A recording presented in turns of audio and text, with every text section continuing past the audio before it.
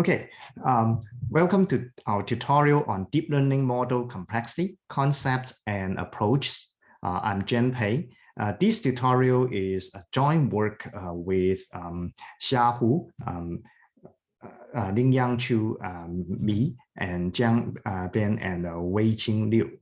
We are from both academia and industry. And the first three authors are from academia, and the last two authors are from Microsoft Research. So I will present the first part and give you a brief introduction about the deep learning complexity. And then we will analyze the details about deep learning complexity section by section. And meanwhile, if you have any questions, please feel free to ask us questions. Just stop us and we can give you more explanation. And also you can accumulate your questions together and ask us at the very end. And between sections, we will give some time to discuss questions and also any possible ideas. And we want to make this tutorial interactive. So deep learning is very disruptive.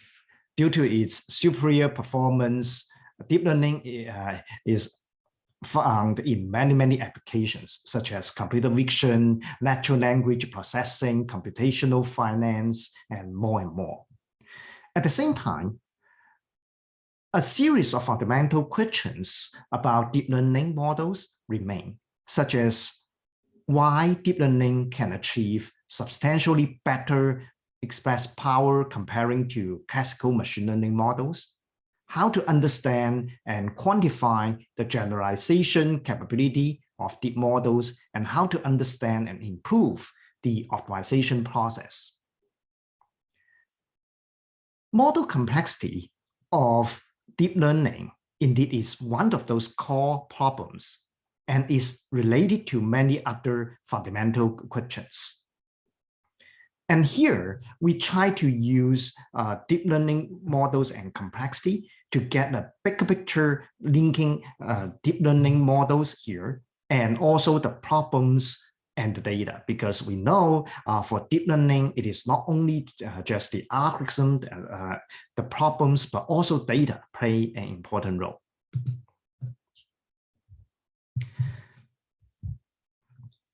Model complexity is far from new. Indeed, it's not new at all. It has been around for many years.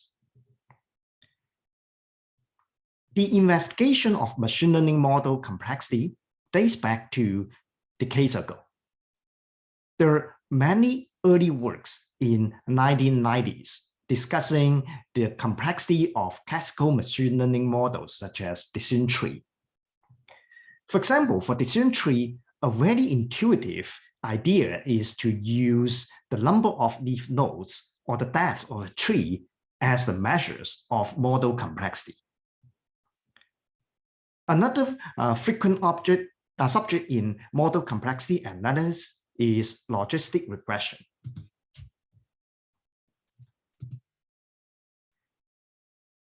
Indeed, logistic regression is the foundation of a large number of parameterized models. The model complexity of logistic regression is investigated from the perspective of Webnick theory, rudimentary complexity, Fisher information matrix, and the race of models. Here, what we mean by a race model is the theoretical index of the complexity of a parametric family of models comparing to the true distribution. However, deep learning models are fundamentally different from those classical machine learning models.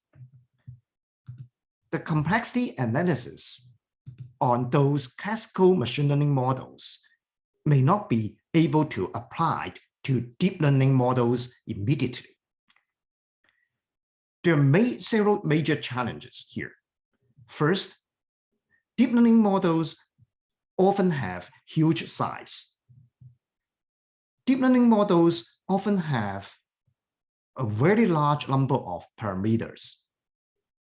Therefore, comparing to the traditional machine learning models, deep learning models often have a much higher complexity. And therefore, it is impractical to use many existing methods on machine learning, classical machine learning models to measure, for example, the number of nodes and the number of levels on the complexity.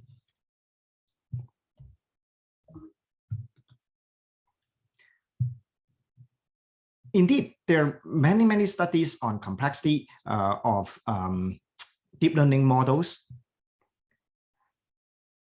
And if we want to get an intuitive understanding of what is a deep learning models, then it may be easier to look at it as we are considering a cup. And then a deep learning model tries to get the data and use the data to build the model. To that extent, we can think about the data is sort of like the volume of the water in the cup. At the same time, we have the model. The structure of the model have the capability to handle complexity of data, complexity of the problem. So to that extent, it can be considered as the capacity of the container. Therefore, the model complexity of deep learning intuitively can be understood from two different angles. One is that what's the capacity of the container? How complex the data and the problem that can a model handle? And at the same time, given a model, given a set of data, indeed, how much the data fill in the model so that the model capacity can be used. So carrying these intuition, the model complexity of deep learning can be divided into two aspects. One is about the complexity of the deep learning container. One is how much water the deep learning container really contains. So technically, we have two aspects. One is the expressive complexity. One is the effective complexity. The expressive complexity is concerned about the capacity of deep learning models in approximating the complex problems. And the effective complexity is concerned about the practical or usable complexity of the functions represented by deep learning models with some specific parameters. Well, to understand the difference, let's look at one concrete example. Suppose we have a function fx equals ax squared plus bx plus c, a very simple function. The expressive capacity of this function is a unary quadratic function, and straightforwardly. So any problems with a unary quadratic complexity can be handled by this function fx by appropriate parameters. This is the expressive complexity. At the same time, if we are given a data set, particularly in this case, we are given the parameters, say we set a equals 0, then this function becomes a linear function. And this is the effective complexity. Although the function itself as a general structure can handle quadratic unary variable situation, but with the specific parameters, a equals 0 now it becomes linear and only can handle linear functions, linear problems. I hope this simple example can explain the difference between expressive complexity and effective complexity properly. So after all, what is deep learning model complexity? In the hypothesis space H that correspond to a fixed deep learning model structure, the effective model complexity is the complexity of a specific hypothesis written as EMCH. The expressive power of the deep learning model can be written in the form of, say, the supreme of EMCH. H is belonging to this hypothesis space. This reflects the relationship between model expressive capacity and the effective model complexity. Because of the complex over-parameterized architectures, deep learning models usually have high expressive capacity.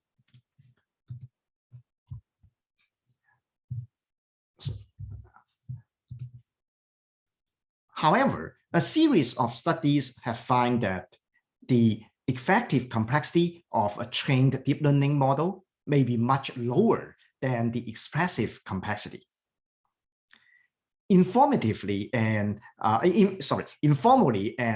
intuitively, a deep learning model can be regarded as a container of knowledge learned from data, as we explained before. The same model architecture as the container may contain different amounts of knowledge by learning from different sets of data, and thus equipped with different parameters.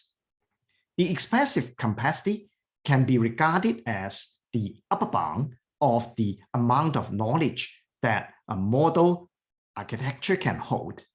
And the effective model complexity is concerned about, for given specific model, a specific training data set, and how much knowledge that it really holds. So why do we want to understand deep learning model complexity? By understanding deep learning model complexity, we try to understand the capacity and the limitation of deep learning models. What kind of problems a deep learning model can handle, and what's the upper bound of the complexity of problems that a model can approximate.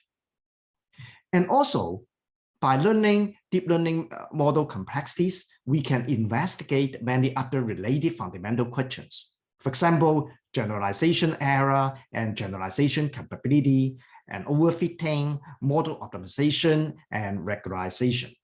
And indeed, in one of the later parts of this tutorial, we use overfitting and generalization capability as one example to show you, by monitoring the deep learning model complexity, we can really detect whether a model is good or is overfitting.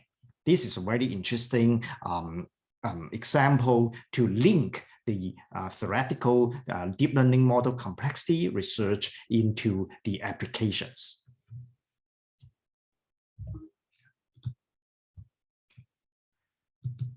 When you look at the deep learning model complexity, you may ask, what are the major factors we need to consider?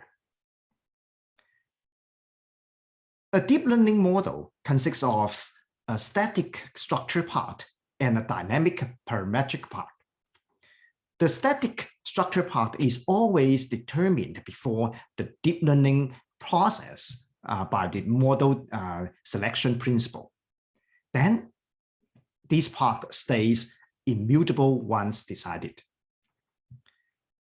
The parametric part is the objective of the optimization and is determined by a learning process. Both the static and dynamic parts contribute to model complexity. We refine this division and summarize 4 aspects affecting model complexity, including both expressive complexity and effective complexity. First, we have the model framework. The choice of model framework affects model complexity, of course. The factor of model framework includes model type, such as we do the FCNN, CNN, the activation function, such as we use the sigmoid, ReLU, and others. Different model frameworks may require different complexity measure criteria, and many may not be directly comparable to each other. Second, model size. The size of deep learning model affects model complexity, of course. There are some commonly used measures of model size. These measures include the number of parameters, the number of hidden layers, the width of hidden layers, the number of filters, and the filter size, and so on. There are many, many such measures. Under the same model framework, the complexities of models with different sizes can be quantified by the same complexity measure criteria and thus become comparable. The third factor is the optimization process. The optimization process may include the form of the objective functions, the selection of learning algorithms, and the setting of these hyperparameters. Last, the data complexity, because deep learning cannot survive without data. The data on which a model is trained is important. The major factors of this data complexity include the data from the dimensionality, data distribution, information volume measured by, for example, Kolmogorov complexity, and some other measures. And we will discuss some of them in this tutorial.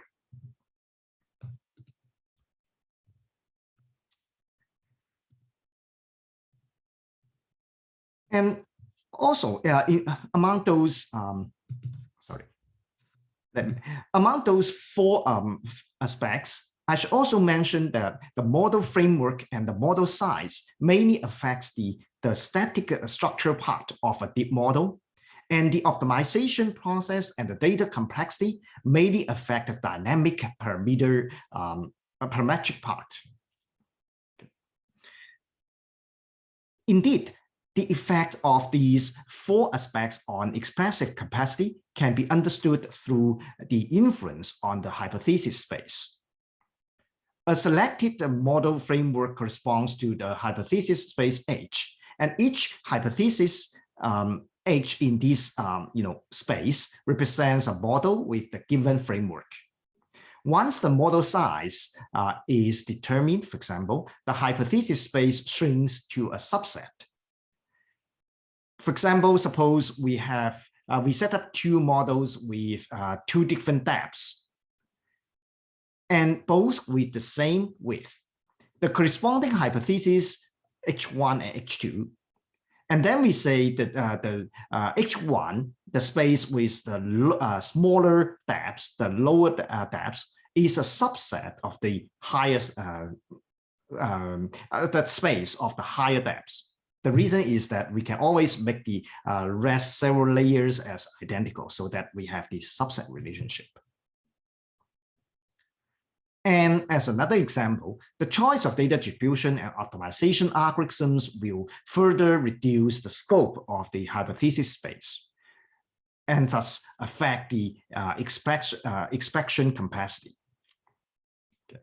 For example, the radiometric complexity is a data-dependent expressive capacity measure taking into account the effect of data distribution. And to the best of our knowledge, the effect of data complexity and optimization process on expressive capacity of deep learning models is really is not much explored yet. So this is one of the important directions calling for more exploration. And indeed, these four aspects also affect the effective model complexity. In general, model framework and model size decide the available range of effective model complexity. The effective complexity of a model with fixed parameters is value in this range selected by some optimization process and training data. The optimization process affects the effective complexity. For example, adding an L1 regularization contains the degrees of freedom in a deep neural network and thus constrains the effective model complexity.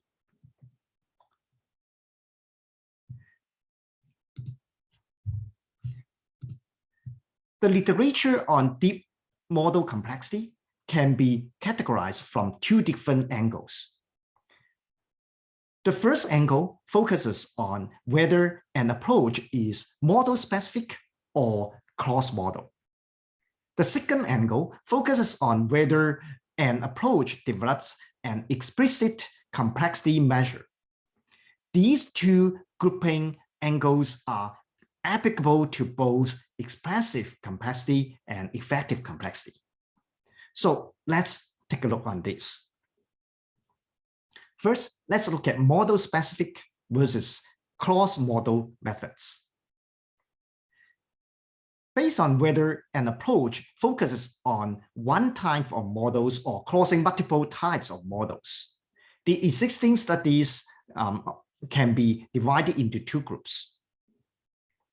A model-specific approach focuses on a certain type of models and explores complexity based on structural characteristics. For example,